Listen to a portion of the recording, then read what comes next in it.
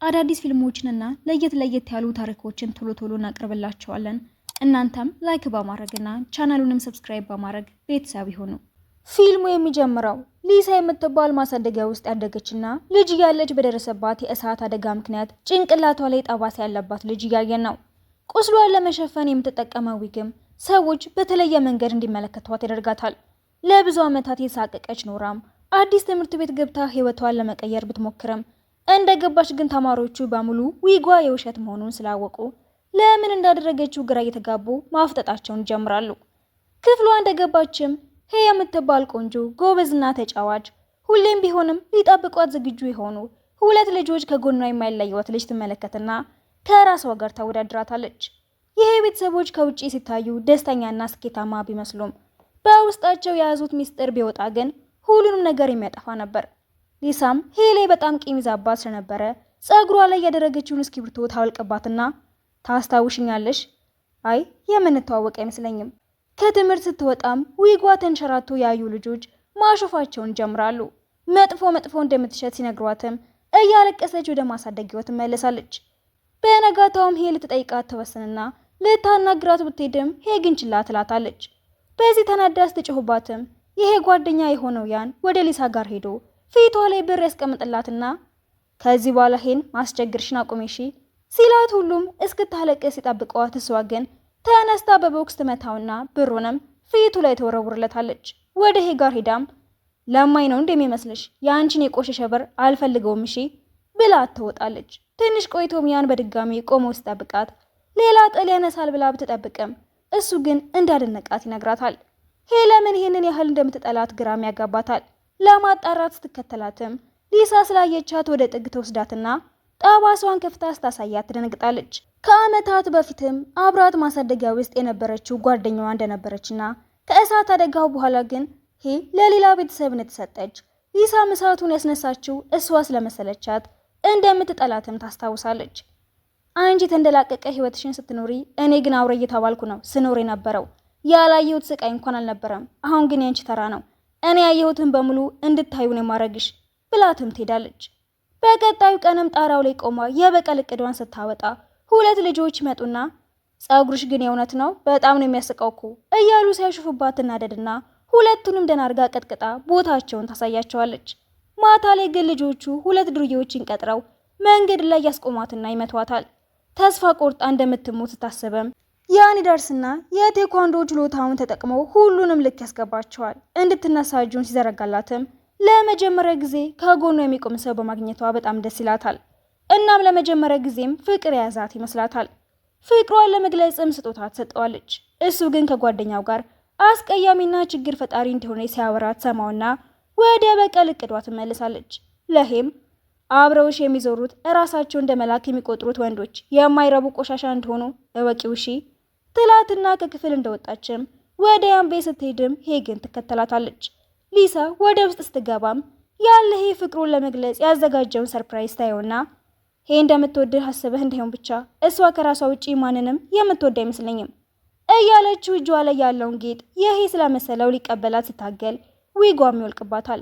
ጠባሳዋን ሳየም አውሬ እኮ ነው የምትመስሊው እያለ መሳቅ ሲጀምር ጭንቅላቷ ባዶ እንደሆነ ይሰማታል። ፊቷ ላይ ያገኘችውን ቢላ አንስታም እራሷን ልትጎዳ ስትሞክር ያስቆማታል። እየታገሉ ያለም ሄ ትገባለች። ሊሳ እሷ እንዳየቻትም እንዲያውም ይሄ ሁሉ የተፈጠረው ባንቺ ምክንያት ነው፣ እሳቱም ጠባሴም ሆነ ስቃይ ሁሉ ባንቺ ምክንያት ነው ብላ ልትወጋ ስትል ያን በመሃል ይገባና ያድናታል። መሬት ላይ ሲወድቅም ሄ እንደሞት አስባ እያለቀሰች ወደ ቤት ትመለስና ለእናቷም እማዬ ያን እጄ ላይ ያለ ነበር የሞተው ደብተርና ስልክ ሁሉ ዛው ነው ስትላት እሷ የገደለችው ስለመሰላት አረጋግታ ታስተኛታለች።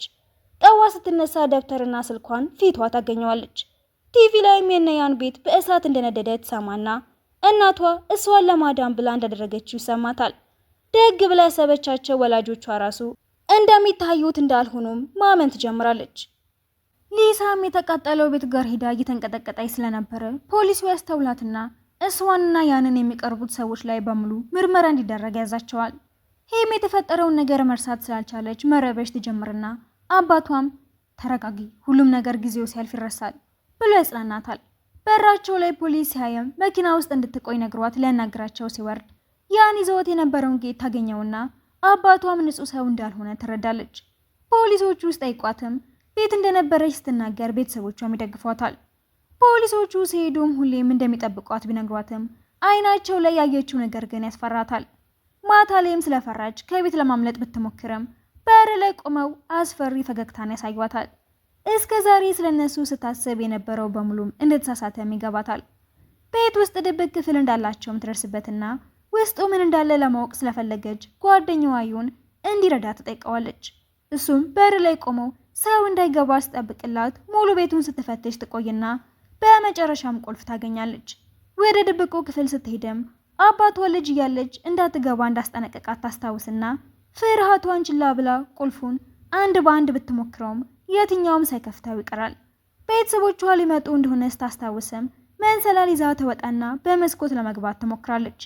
ቤተሰቦቿ ሲደርሱም ዩ እንደሚያዘናጋቸው ተናግሮ ይወጣና የማይረባ ዳንስ እያሳያቸው ይቆያል። ወደ ክፍሉ ስትገባም ከዚህ በፊት አይታ የማታውቀው ልጅ ከቤተሰቦቿ ጋር ፎቶ ላይ ታየዋለች። ቤተሰቦቿ እንደገቡም የተፈጠረ ነገር እንዳለ ስለጠረጠሩ ቤቱን እየተዟዟሩም ያዩታል። አባቷም ክፍሉ ሊከፍተው ሲል እራሷን በፎጣ ጠቅልላ ሻወር የወሰደች መስላ ብትወጣም እናቷ ግን ውሸቷን እንደሆነ ትደርስባታለች። ትንሽ ቆይቶም በግልጽ ልትጠይቃቸው ትወስንና እማዬ ለምንድን ነው ግን እኔም በማደግ ወሰዳችሁኝ ስትላት እንደ እብድ ትጮህባታለች። ይሄንን ስታይም ወደ እውነቱ የተጠጋች እንደሆነ የሚሰማታል። በነጋታውም ከዩ ጋር ሆና ወደ አያቷ ጋር ትሄድና ፎቶውን አውጥታ ስለ ልጁ ማንነት ስትጠይቅ አያትየው አንቺ የተረገምሽ ፍጥረት፣ ሲጀመር አንቺን ቤተሰባችን ውስጥ ልናስገባሽ አይገባም ነበር ብላ ፊቷ ያለውን ሸክላ ስትሰብረው ይሄ ነገር ይቆርጠዋል። ዩም እንደ ሁሌው ከጎኗ ሳይለይ ያዝሏት ወደ ቤት ይወስዳታል። እሷን ብትሆን ለመጀመሪያ ጊዜ በውበቷ ወይም ደግሞ በብሯ ሳይሆን ትክክለኛ ማንነቷን እያየ የሚወዳት ሰው በማግኘቷ ደስ ይላታል። ቤተሰቦቿም ክፍሏ ገብተው ዲያሪዋ ላይ እንደምትጠላቸው የጻፈችውን ያነቡታል። ፖሊሶቹም የእሳት አደጋው ላይ እጇ እንዳለበት መጠርጠራቸውን ሲቀጥሉም ስለ ጨነቃት ላዩ ሊሳ በስተት እንደወጋችው ትነግረዋለች። እሱም ቢደነግጥም በሚስጥር ለመያዝ ቃል ይገባላታል። ክፍል ውስጥ ሆናም በሩ ላይ አግኘኝ የሚል መልእክት ይደርሳትና ሊሳ መስላት ብትወጣም ሰው የሚባል ነገር ግን ታጣለች። ያየቻት መስሏት ልትሄድ ስትለም መኪና ሊገጫት እንደሆነ ስታይ ደንግጣ ደርቃ ትቀርና ዩም በሰዓቱ ደርሶ እሷን ይገፈትራትና እራሱ ይገጫል። ወደ ሆስፒታል ይዛው ስትሄድም ደህና መሆኑን ስታይ መረጋጋት ብትጀምርም ሆን ብሎ የታሰበበት አደጋ ስለመሰላት ትፈራለች። ፖሊሶቹም አባቷን ተመሳሳዩን መኪና ተከራይቶ ስለነበረ ሊያናግሩት ሲሄዱ ሳይነዳው እንደተሰረቀበት ይነግራቸዋል። እሷ ግን ስላላመነችው እርግጠኛ ነህ መኪናው ተሰርቋል ስትለው ክፍሏ ገብቶ እያመነቃቀረው ከዛ ክፍል የወሰድሽውን ፎቶ የት ነው ያደረግሽው? ምስጋና ቢስ የሆንሽ ልጅ ነሽ። የማውቀውን ነገር በሙሉ ለፖሊስ እናገራለሁ። ከዚህ በኋላ በሚስጥር መያዝ አልፈልግም። እንደዛ ካደረግሽ በገዛ እጄ እንደምገልሽ ይወቂው ቢላትም ችላ ብላ ፖሊስ ጋር ትሄድና ፎቶ ላይ ስላለው ልጅ ትጠይቃቸው የወለዱት ልጃቸው ነው፣ ግን ምክንያቱ ባልታወቀ እሳት አደጋ ነበር የሞተው ሲላት እሷን ለማሳደግ የወሰኑት የእሱ ምትክ እንድትሆን ፈልገው እንደሆነ ይገባታል። ወደ ቤት ስትመለስም እንዳትወጣ ትከለከላለች። ኪችን ስትሄድም የለውዝ ቅቤ ታይና አለርጂክ ስላለባት እሱን ሰጥተው ሊመርዘዋት እንዳሰቡ ትገምትና እናቷ ሾርባ ሰርታ ስታመጣላት እንደማትፈልገው ትናገራለች። ስታስገድዳት ግን ማንኪያውን ትገፋውና እየሮጠች ከቤት ትወጣለች። በኃይለኛው ዝናብ እየጣለ ስለነበረም መኪናውን ሳታየው ትገባበትና ከግጭታ ትወድቃለች። ሆስፒታል ውስጥ ስትነቃም እናቷ የምታንቃት እየመሰላት ትጮህና ዩም አጠገቧ ስለነበረ ዶክተሮቹን ይጠራቸዋል። ሊገሉኝ ነው ስትለም ፖሊሱ ማን የሚገልሽ የሚያስፈራራሽ ሰው አለ እንዴ የላትና እሷ መልስ አትሰጠው በድጋሚ እራሷን ስታለች። ሊሳ ፊት ለፊቷ ስትቃጠል እያየችም ትቃዥና ስትነቃ ወደ መኪናው ሆን ብሎ የገፈትራት ሰው እንደነበረና አባቷም ሊሆን እንደሚችል ስለጠረጠሩ ለጥያቄ ወስዱታል። ወደ ቤት ብትመለስም መስኮቷ ግን ይሰበራል። ሊሳም ቢላ ይዛ የተጠጋቻት እንደሆነ ስታይ ለማምለጥ ትሞክራለች። ተደናቅፋ ስትወድቅም ሊሳ አሁን የአንቺ ተራ ነው ትልና ጭንቅላቷን ትመታታለች። ከዛም ወደ ቤት አስራት አስገባትና ጋዝ መድፋት ትጀምራለች።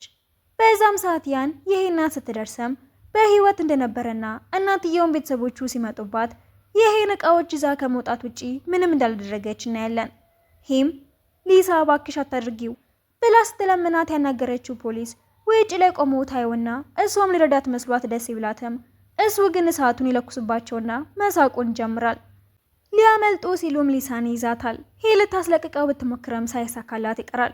ሁሉም ነገር እንዳበቃ ሲያስቡም ትክክለኛው ፖሊስ ይደርስና ሊያስቆመው ሲሞክር እሱንም ያሸንፈዋል። ወደ ሌላ ቦታ ወስዷትም ወላጅ አባትሽ እኔ ነኝ ይላትና የተወለደች ጊዜም እናቷ እንደሞተችና እሱ በእሷ ሀዘን ተጎድቶ ስለነበረ ቁማርተኛና ጠጪም ይሆናል።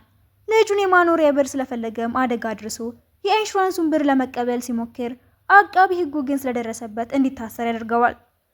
ለማደጎ ትሰጣለች። ከወጣ በኋላም የአቃቢ ሕጉን ልጅ በሐሳቡ ይቀርበውና ወደ ቤቱም ይወስደዋል። አግቶትም ቤተሰቦቹን በር ይጠይቃቸዋል። ሳይታሰብ ግን ቤት ውስጥ እሳት ይነሳል።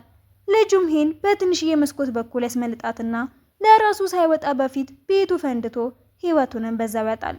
ቤተሰቦቹ ሲደርሱም እንዳተረፋት ሲነገራቸው የልጃቸው ገዳይ ልጅ ብትሆንም የእሱ የመጨረሻ ማስታወሻ እንደሆነች ግን በማሰብ ሊያሳድጓት ይወስናሉ።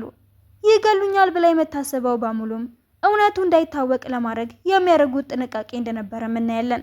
አባቷም እሷን ለማዳን ብሎ ከወላጅ አባቷ ጋር መጣላት ይጀምራል። ሳይታሰብም ተያይዘው ወደ ውሃ ይወድቃሉ። የሚትረፉ አይትረፉ ስላላወቀች ማልቀስ ትጀምርና እናቷም ተረጋጊ፣ በቃ ምንም ቢፈጠር አንቺ ሁሌም የኛ ውድ ልጅ እንደሆንሽ ነው የምትቀጥዩ ብላ ታቅፋታለች። ሊሳም ሎከር ውስጥ ተቆልፎባት ትገኝና ወደ ሆስፒታል ትወሰዳለች። አሳዳጊ አባቷም ይተርፋል። ከጥቂት ቀናት በኋላ ሚዩና ይገናኛሉ። ደህና መሆኗን ሳይም ደስ ብሎት አንድ ላይ ወደ ገበያ ይወጡና አርክቴክት መሆን የምፈልገው ከዛኔና አንቺ የምንኖርበትን ቤት እሰራዋለሁ፣ በጣም ወድሻለሁ ሲላት ምንም መልስ ባትሰጠውም እድል እንዳለው ግን ይሰማዋል። ወደ ቤት ተመልሳም የተቃጠለውን በጥቂቱ ታጸዳውና ኬክ ታዘጋጃለች። ቤተሰቦቿ ሲመጡም ልጃቸው ባይሞት ኖሮ ልደቱ እንደነበረ ስለሚያውቁ ደስ ይላቸዋል። እሷም በጣም ይቅርታ፣ እኔ ባልኖር ኖሮ ምናልባትም ልጃቸው አይታገትም ነበር። እናቷም እጇን ትይዛትና እንደዛ አትበይ፣ ለእኛ አንቺን ቤተሰባችን ነሽ። ልጃችንም ቢሆን ምን ያህል ጥሩ ልብ ያለሽ ልጅ መሆንሽን ሲያውቅ ደስ እንደሚለው እርግጠኛ ነኝ። ምግቡን እንደበሉም ራሳቸውን ስታዩ ይወድቃሉ።